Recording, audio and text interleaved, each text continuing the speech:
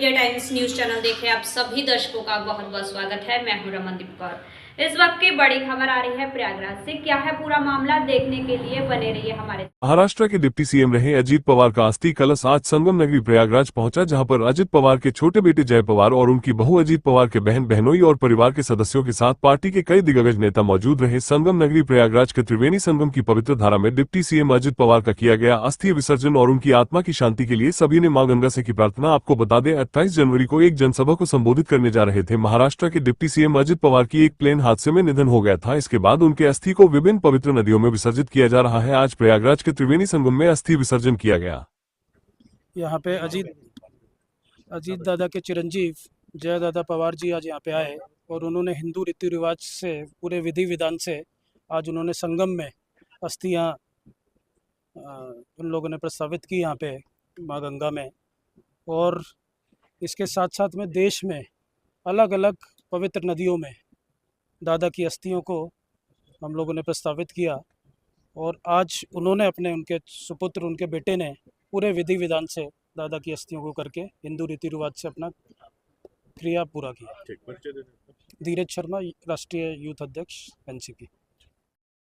उत्तर प्रदेश की राजनीति का एक सशक्त चेहरा और भारतीय राजनीति में आयरन लेडी की करीबी मानी जाने वाली पूर्व केंद्रीय मंत्री व पूर्व राज्यपाल स्व डॉक्टर राजेंद्र कुमारी वाजपेयी की 102वीं जयंती रविवार को प्रयागराज में हर्षोल्लास और सम्मान के साथ मनाई गई। इस अवसर पर बाई का बाग स्थित दुर्गा पूजा पार्क में एकत्रित होकर उनके समर्थकों, भाजपा कार्यकर्ताओं और क्षेत्रीय प्रबुद्धजनों ने उनकी प्रतिमा पर पुष्पांजलि अर्पित कर उन्हें याद किया। प्रतिमा पूजन और स्वच्छता अभियान कार्यक्रम की शुरुआत सुबह 11 बजे हुई, जब बड़ी संख्या में लोग पार्क पहुंचे। कार्यकर्ताओं ने सबसे पहले प्रतिमा स्थल की साफ सफाई की और फिर डॉक्टर वाजपेयी की प्रतिमा पर माल्यार्पण किया। इस दौरान डॉक्टर राजेंद्र कुमारी वाजपेयी अमर रहें के नारों से पूरा परिसर गूंज उठा। आयोजन में स्थानीय पार्षद और उनके पारिवारिक सदस्यों सहित शहर के कई गणमान्य नागरिक मौजूद रहे।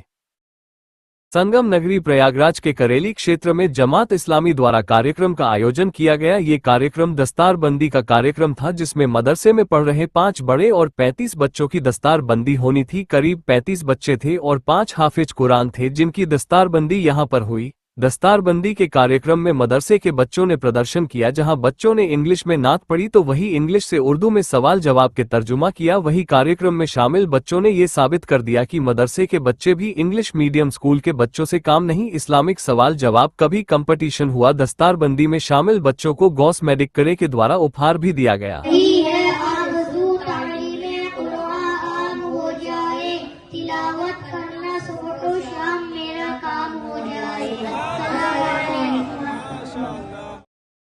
फिल्म अभिनेता मनोज बाजपेयी की नेटफ्लिक्स पर फिल्म घूसखोर पंडित रिलीज से पहले ही विवादों में घिर गई है। पूरे देश भर में ब्राह्मण समाज से जुड़े लोग इस वेब सीरीज पर भड़क उठे हैं और इसका पुरजोर विरोध हो रहा है। टीजर के साथ सामने आए टाइटल को लेकर सोशल मीडिया पर भी कई यूजर्स ने इसे जातिवादी बताते हुए सवाल खड़े किए हैं। वहीं साधु संतों द्वारा भी घूसखोर पंडित नाम रखे जाने का विरोध हो रहा है। प्रयागराज में भी विरोध थमने का नाम नहीं ले रहा है, जहां कल परशुराम सेना ने तो आज ब्राह्मण समाज ऋषि मुनि भारद्वाज जी की मूर्ति के पास विरोध प्रदर्शन किया और कहा, ब्राह्मणों के सम्मान पर लगातार हो रहे प्रहार के विरोध में ब्राह्मण समाज द्वारा फिल्म अभिनेता और डायरेक्टर नीरज पांडे के खिलाफ विरोध प्रदर्शन किया। आचार्य हरिकृष्णा शुक्ला ने कहा कि फिल्म व सीरीज के निर्माता, निर्देशक, कलाकार तथा सेंसर समिति से जुड़े कुछ लोगों की ओछी एवं समाज विरोधी मानसिकता के खिलाफ विरोध किया गया है। ये फिल्म ब्राह्मण विरोधी है और हम इसका विरोध करते हैं। इस फिल्म को रिलीज होने से रोका जाए। प्रदर्शन कर रहे हैं, क्या मांगे आप लोगों की, क्या है चुनाव? पहली बात तो आप इतिहास समझ लीजिए। हमारा ये ऋषियों का देश रहा है, रामकृष्ण का देश रहा है, आचार्य शंकर का देश रहा है, कौटिल्य का अर्थशास्त्र प्रसिद्ध रहा है। हमारे स्वतंत्रता संग्राम में सारे लोग उन्होंने त्याग किया है, तपस्या किया है और कहीं न कहीं चरित्र और मूल्यों के जीवन के कारण भारत को संगठित करने में और बचने में उनको सहायता मिली है। यही नहीं, हमारे स्वतंत्रता संग्राम के बाद जो विचारधारा भारत में आई है संघ के माध्यम से, कहीं न कहीं भारत को जोड़ने वाली सनातन संस्कृति के एक मूल्य और चरित्र की कहीं न कहीं हर जगह दिखाई देता है। आज जो एक फिल्म एक्टर हैं जिन्होंने एक फिल्म बनाई है, कहीं न कहीं सवर्णों को अपमान करने का प्रयास किया जा रहा है, ऋषियों को अपमान करने का प्रयास किया जा रहा है। उन्होंने घूसखोर पंडित की भूमिका बनाई है, उसमें उस आदमी को चरित्रहीन दिखाया गया है। तो क्या पंडित और ऋषि समाज महात्मा समुदाय चरित्रहीन है और क्या वो घूसखोर है? अरे ब्राह्मण का धन केवल भिक्षा रहा है, थोड़ी सी चीज लेकर के देश का निर्माण करने वाला ये ब्राह्मण चरित्रहीन कैसे हो गया? जिस तरह से आज इस देश में हो रहा है, किसी युग में कभी नहीं हुआ। जिस युग में ब्राह्मणों को सताया जाएगा, अपमानित। आज सबसे बड़ी यहाँ पर सॉफ्ट कास्ट हो चुकी है कि किसी भी व्यक्ति को कुछ भी बोल दो, धर्म के बारे में बोल दो, ब्राह्मणों के बारे में बोल दो, अब पैसा कमाओ, ये नहीं चलेगा भारत में। सारे भारत के संविधान के अनुसार सबको समानता का अधिकार है, तो बॉलीवुड कैसे छूट सकता है? इनको, ये अपराधी है समाज के, इनको इनकी जगह पर पहुंचने की जरूरत है। हमारा देश चरित्र की राजनीति करता है, हमारा देश चरित्र का जीवन बिताता है। राम का जीवन मर्यादाओं का जीवन रहा है, कृष्ण का जीवन चरित्र का जीवन रहा है, हमारे ऋषि मुनियों का जीवन चरित्र कर रहा है। हमको सीख लेने स्वतंत्रता संग्राम सेनानियों को, जिन्होंने हंसते हंसते अपने प्राण की बाजी पे लगा दी चरित्र के आधार पर। ये कौन लोग हैं जो इस सनातन परंपरा को बदनाम करने का प्रयास कर रहे हैं, हमारे समाज के बीच भेद डाल रहे हैं। समाज के किसी भी व्यक्ति पर अगर कोई अपमान होता है भारत में, तो उसको रोकने की जरूरत है। सबके लिए कानून लाया जाए।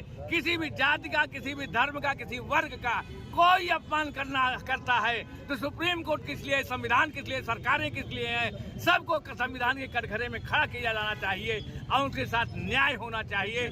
आज पिक्चर बैन हो, यद्यपि हमारी सरकार, योगी जी, मोदी जी, सारे लोग एक जो इसको रोक चुके हैं, इसके बारे में भर्त्सना कर चुके हैं, लेकिन इनका ये बॉलीवुड का चरित्र हो चुका है कि अपना पैसा कमाने के लिए समाज में जार फैलाओ, सनातन को टारगेट करो, ब्राह्मणों को टारगेट करो, सवर्णों को टारगेट करो।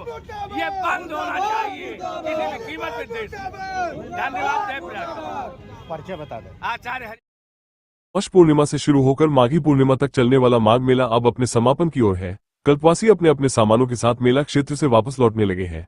करोड़ों श्रद्धालुओं के स्नान के बाद अब प्रयागराज शहर और मेला क्षेत्र की सफाई नगर निगम और मेला प्राधिकरण के लिए सबसे बड़ी चुनौती बन गई है।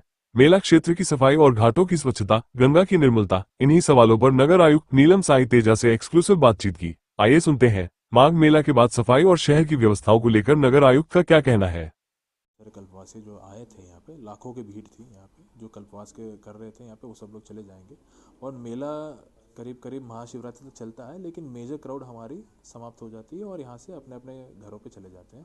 तो स्वच्छता का जैसे आप कह रहे हैं चैलेंज है, लेकिन मेला प्राधिकरण के साथ नगर निगम की टीम दोनों लोग साथ मिलके गंगा जी में हमारी रिवर्स स्किमर चलती है, जिसमें जो है कपड़ा हो या फिर माला हो, अगर किसी ने डाला हो तो तुरंत हम उठाते रहते हैं। बाकी जो टेंट हम जब निकालेंगे, इसके साथ साथ हमारे चेकर्ड प्लेट्स हैं, बहुत सारे जो ऐसे चीज़ें हैं जहाँ पे हम लोग मेले की टीम के साथ हमारी एडिशनल रिसोर्स लगा के, जैसे पिछले साल भी हम लोग को महाकुंभ, हमने जब स्वच्छ महाकुंभ का टैगलाइन दिया था, इसमें हम लोग स्वच्छ सर्वेक्षण में भी अवार्ड मिला था। इसी तरह से हमारी पूरी उम्मीद है और वही स्टैंडर्ड मेंटेन करते हुए, जैसे माघ ने हम लोगों ने सक्सेसफुली कंप्लीट किया, स्वच्छता भी उसी स्टैंडर्ड पर हम लोग रखें। केवल सरकार नहीं कर पाएगी, जिसमें जितनी भूमिका सरकार की है उससे ज़्यादा मैं मानता हूँ कि प्रयागराज के निवासियों की है, कि क्योंकि साथ मिलके ही हम काम करेंगे तभी हमारा जो है रैंकिंग इंप्रूव होगी और शहर स्वच्छ दिखने भी लगेगा। जो जितने भी शहर यहाँ पे देश में स्वच्छ हुए हैं उसमें ज़्यादा भागीदारी जो है जनता की रही है। तो मेरी अपील रहेगी प्रयागराज के आवाम से कि हम लोग पिछले साल स्वच्छ सर्वेक्षण में 11 नंबर पे थे, इस साल हम लोग की रैंकिंग अभी शुरू होने वाली है।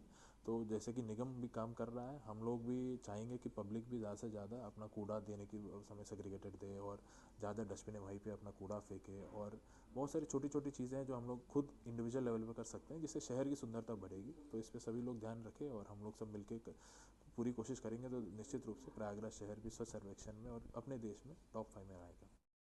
फिल्म अभिनेता मनोज बाजपेयी की नेटफ्लिक्स पर फिल्म घूसखोर पंडित रिलीज से पहले ही विवादों में घिर गई है। पूरे देश भर में ब्राह्मण समाज से जुड़े लोग इस वेब सीरीज पर भड़क उठे हैं और इसका पुरजोर विरोध हो रहा है। टीजर के साथ सामने आए टाइटल को लेकर सोशल मीडिया पर भी कई यूजर्स ने इसे जातिवादी बताते हुए सवाल खड़े किए हैं। वहीं साधु संतों द्वारा भी घूसखोर पंडित नाम रखे जाने का विरोध हो रहा है। प्रयागराज में भी आज ब्राह्मण समाज के सम्मान पर लगातार हो रहे प्रहार के विरोध में राष्ट्रीय परशुराम सेना ब्रह्मवाहिनी द्वारा फिल्म अभिनेता और डायरेक्टर नीरज पांडे का पुतला जलाया। प्रयागराज के सिविल लाइन स्थित सुभाष चौराहे पर परशुराम सेना ब्रह्मवाहिनी सेना के कार्यकर्ताओं ने अपना विरोध जताते हुए घूसखोर पंडित सीरीज के खिलाफ प्रदर्शन कर पुतला फूंका। राष्ट्रीय परशुराम सेना ब्रह्मवाहिनी के राष्ट्रीय अध्यक्ष पंडित विमल तिवारी ने कहा कि फिल्म व सीरीज के निर्माता, निर्देशक, कलाकार तथा सेंसर समिति से जुड़े कुछ लोगों की ओछी एवं समाज विरोधी मानसिकता के खिलाफ विरोध किया गया है। ये फिल्म ब्राह्मण विरोधी है और हम इसका विरोध करते हैं। इस फिल्म को रिलीज होने से रोका जाए। ये बताइए, आज आप लोग विरोध प्रदर्शन कर रहे हैं, किसके बैनर तले कर रहे हैं, किन मांगों को लेकर पुतला जलाएं, क्या मांग? मैं राष्ट्रीय परशुराम सेना ब्रह्मवाहिनी का राष्ट्रीय अध्यक्ष पंडित विमल तिवारी हूँ।